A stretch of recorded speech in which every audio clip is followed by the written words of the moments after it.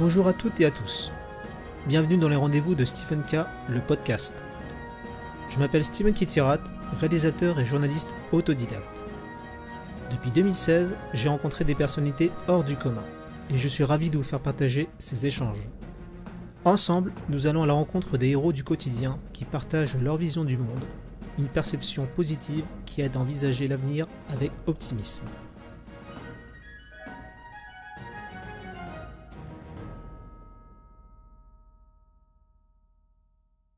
Bien, bonjour Nouria. Bonjour, Merci d'avoir accepté mon invitation. de rien. Donc justement, est-ce que tu peux te présenter pour nos internautes? Je m'appelle Nouria Newman, j'ai 29 ans et je suis kayakiste. Alors Nouria, quels ont été les éléments déclencheurs de ta passion pour ce sport? Moi j'ai commencé très tôt, à l'âge de 5 ans, un peu par inadvertance. J'étais convaincue que les kayaks c'était des jouets, des Playmobil géants. Et du coup j'avais envie d'en faire et de fil en aiguille, mes parents m'ont inscrit au club de kayak local. D'accord. Et que te procure comme vibration ce sport? C'est assez large, ce que le kayak peut procurer. Moi, je fais du kayak d'eau vive, donc vraiment de la descente de rivière. Donc, il y a toutes les sensations liées avec cette pratique-là directement. Donc, des sensations de glisse, de vitesse, on fait des sauts, de petites cascades. Donc, on a des sensations de chute libre parfois. Et après aussi, c'est un outil assez formidable pour voyager et qui me permet aussi d'aller dans des endroits où j'irais pas sans ça. Ouais. J'avais bien aimé, tu avais dit un jour dans une interview justement que via ce domaine, l'élément en fait, on est tous, peu importe en fait qui on est, nos origines en fait, l'élément en fait, il fait ce qu'il a à faire en fait. Il n'y a pas de couleur de peau, il y a pas tout ça. Ouais, bah, je pense que c'est comme dans tous les sports de nature où il y a vraiment des risques objectifs et des éléments qui sont bien plus forts que nous. Au final, bah, peu importe qui on est, d'où on vient, le niveau qu'on a, on est toujours moins fort que l'élément. Donc, nous, dans notre cas, on est toujours moins fort que la rivière. Et, euh, et de temps en temps, bah, on se fait, si on la respecte pas, on se fait vite malmener et qui qu'on soit, ça nous remet bien à notre place. Et en général, il vaut mieux être humble parce que les leçons d'humilité que la rivière peut nous donner, ça fait mal. Alors, deux questions en une. Quel est le moment où t'as été vraiment le plus fier de toi? Et est-ce que tu as des regrets? Pas des moments où j'ai été fière. Finalement, il y en a toujours et c'est des beaux rapides, c'est des gros moments et j'ai l'impression que que les plus récents viennent un peu sublimer les anciens parce qu'ils sont peut-être plus présents et plus vifs dans notre mémoire. Donc je dirais que c'est cette première descente du rapide de la Paquidaï qui était juste à côté de chez moi, que j'avais regardé pendant des années et pendant tout le premier confinement, en pensant que c'était pas faisable et qu'au final toutes les conditions se sont alignées et pour me permettre de le descendre, ouais.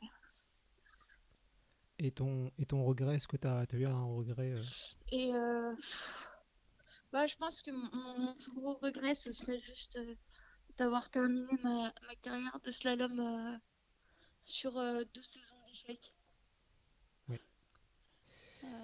C'est pas. C'est dommage, quoi.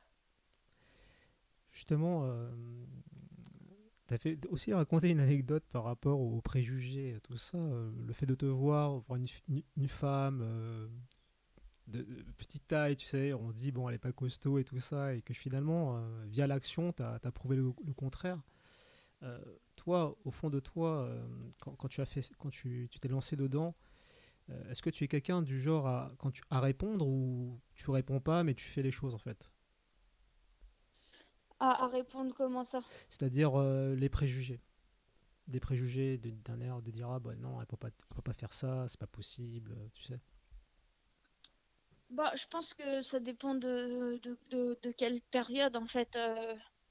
Quand t'es jeune, que t'as pas d'expérience, que t'as pas encore confiance en toi, t'as tendance à vraiment suivre ce qu'on te dit et à croire parce que ce qu'un entraîneur ou un proche peut dire.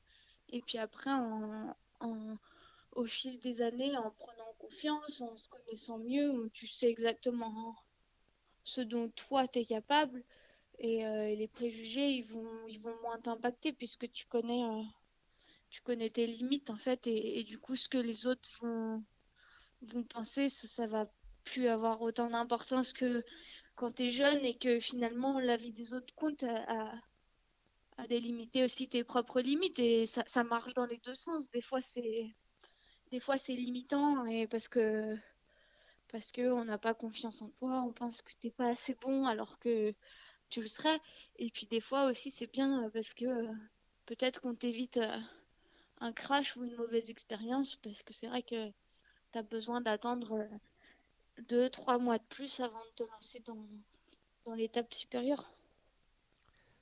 Comment est-ce que tu es quelqu'un de nature? Est-ce que tu stresses? Et comment tu arrives à gérer le stress, la gestion du stress? Bah, je pense que tout le monde stresse dans ces situations, que ce soit sur des compétitions ou vraiment sur des rapides engagés. Je pense que je stressais beaucoup plus jeune et que le slalom, ça m'a permis finalement d'arriver à gérer un peu ce stress. Et maintenant, c'est vraiment, je dirais que c'est plus du stress, c'est des peurs qui sont rationnelles parce il y a des risques et que finalement d'avoir peur, c'est ce qui te permet de bien évaluer ces risques-là. Il faut juste arriver à bien définir si c'est une peur irrationnelle, si c'est une peur rationnelle, si c'est quelque chose qui est plutôt positif et qui va nous aider à avoir une bonne ligne, ou si finalement on a trop peur et que peut-être c'est un signe qu'il faut juste contourner le rapide à pied. Une question un peu philosophique. Toi, à travers toutes tes rencontres, que ce soit humaines ou même en rapport avec les éléments, qu'est-ce que toi tu as appris sur l'être humain? Moi, j'ai eu beaucoup de chance. Je pense à travers mes rencontres, que ce soit, que ce soit au niveau sportif, les gens qui m'ont accompagné, qui m'ont aidé. Donc, ça a pu être certains entraîneurs, certains mentors où vraiment j'ai bénéficié de beaucoup de solidarité, de beaucoup d'aide. Et après, quand on part en voyage, j'ai vraiment à plusieurs reprises vu enfin, les choses les plus belles où les gens ils nous invitent, on partage des bons moments en échange. Et, et ça donne un peu espoir dans l'être humain de voir que ça existe encore, juste de la gentillesse. Après, bah, forcément, tu vois le reste aussi. Hein. Oui. Tu vois, enfin, tu vas au Tibet, tu vois des militaires chinois euh, appliquer, appliquer les ordres qui leur sont donnés. Tu vois, tu vois le pourri aussi. Je sais pas si, je sais pas, moi je crois que je suis pas bien placée pour donner des leçons de philosophie aux gens, mais j'ai pu faire l'expérience de très belles choses, alors j'essaye de toujours garder ça avec moi. Qu'est-ce qui t'anime à aller toujours plus loin, justement à te dépasser en fait, sublimer même? Qu'est-ce qui te motive tout le temps à faire ça? Bah, je pense que c'est la passion. Moi, j'ai énormément de chance. J'ai cette chose-là qui m'anime depuis toute petite. Et, euh, et c'est vrai que ben, tu as un rêve, tu as un projet, tu fais tout ce que tu peux pour le mettre en place. Et puis, une fois que tu as réussi, tu en tires une énorme satisfaction, mais souvent, tu as déjà une autre idée, un autre projet à réaliser. Et c'est ce qui permet de continuer. Moi, j'ai un sens incroyable, c'est mon travail aujourd'hui. Donc, Ouais. donc c'est toujours de continuer, d'avoir des idées, d'essayer de. Et puis, il y a pas mal de rivières qui, qui donnent envie à descendre. Tu parlais de rêve. Est-ce que tu as un message pour celles et ceux qui veulent réaliser leurs rêves? Bah, il faut tenter. Souvent, la limite, c'est de pas essayer parce qu'on a peur de se rater. Et, euh, et je pense qu'il faut tout mettre en place pour essayer d'avoir les bonnes conditions pour que ça marche. Et puis qu'à un moment donné, il faut aussi se jeter à l'eau et prendre un risque qu'on puisse rater. Et si c'est un rêve, c'est forcément quelque chose qui est pas forcément facile, sinon on l'aurait déjà fait. Et donc il faut accepter aussi de prendre le risque de se lancer. Et puis bah, peut-être que ça va marcher et peut-être que ça ne marchera pas. Mais dans tous les cas, pour pas avoir de regrets, je pense qu'il faut essayer. Oui. Tu as déjà peut-être répondu à cette question, mais est-ce qu'il y a-t-il des choses qui t'énervent, qui t'écœurent dans ce monde? Hmm,